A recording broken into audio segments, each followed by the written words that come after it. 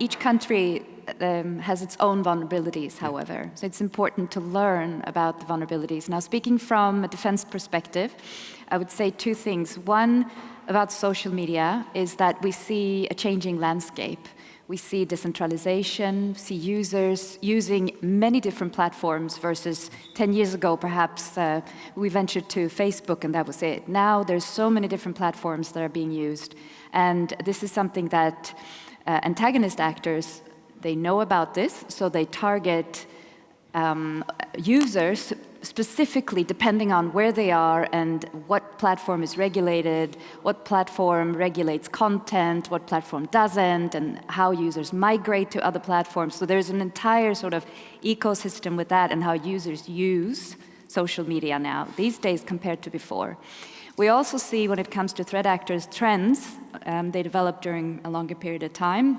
This was mentioned earlier today, which I thought was really good, is that threat actors, they tend to be more, they try to be more effective by targeting in a sort of more of a narrow way these days. So before, a few years ago, it was bot networks, try to disseminate as much as possible, amplify. These bot networks are quite easy to identify these days. So it's all about not being able to be identified. So it's more targeted.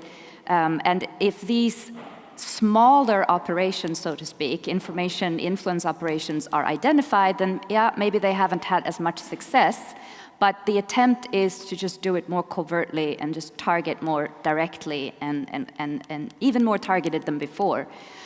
We also see, for example, that threat actors use many different platforms themselves, not just social media, but they use blogs, they develop fake news sites, and then they disseminate information in a very coordinated and targeted way from many different types of platforms. So that's, as far as trends go, something to mention. And another thing that we see is that we refer to as disinformation for hire.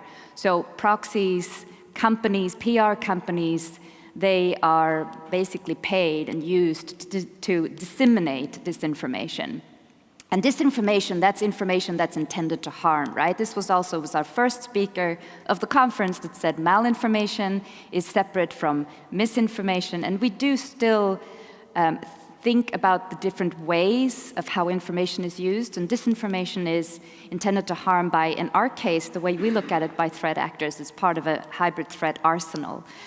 So we do not, for example, monitor content. We don't sit and Google, for lack of a better word, at like disinformation and misinformation. We look at how actors actually operate, how they talk to each other, and the infrastructure of how they target a country. So content is less of what we use in our identifying and our analyzing and our countering efforts. And what was I going to say? Yes, the disinformation for hire aspect is something that we see quite increasing.